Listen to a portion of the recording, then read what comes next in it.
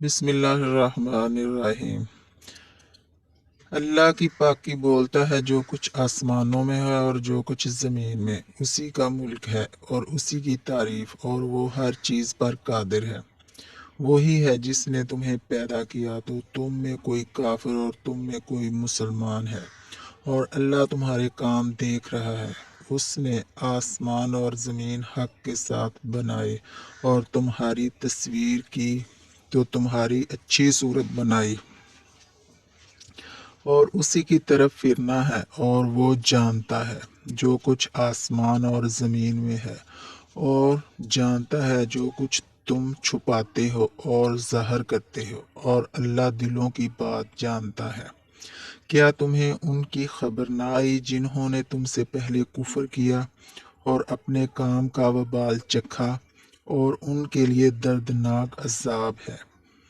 یہ اس لیے کہ ان کے پاس ان کے رسول روشن دلیلیں لاتے تو بولے، کیا آدمی ہمیں راہ بتائیں گے؟ تو کافر ہوئے اور پھر گئے، اور اللہ نے بے نیازی کو کام فرمایا، اور اللہ بے نیاز ہے، سب خوبیوں کو سراہا۔ کافروں نے کہا کہ وہ ہرگز نہ اٹھائے جائیں گے۔ تم فرماؤ، کیوں نہیں؟ میرے رب کی قسم، تم ضرور اٹھائے جاؤ گے، پھر تمہارے عمل تمہیں جتا دیے جائیں گے، اور یہ اللہ کو آسان ہے۔ تو ایمان لاؤ اللہ اور اس کے رسول اور اس نور پر جو ہم نے اتارا، اور اللہ تمہارے کاموں سے خبردار ہے۔ جس دن تمہیں اکٹھا کرے گا سب جمع ہونے کے دن، وہ دن ہے ہار والوں کی ہار کا۔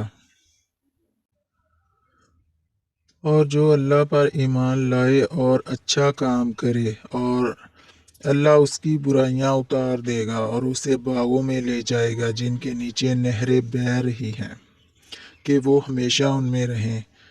یہی بڑی کامیابی ہے۔ اور جنہوں نے کفر کیا اور ہماری آیتیں جھٹلائیں وہ آگ والے ہیں،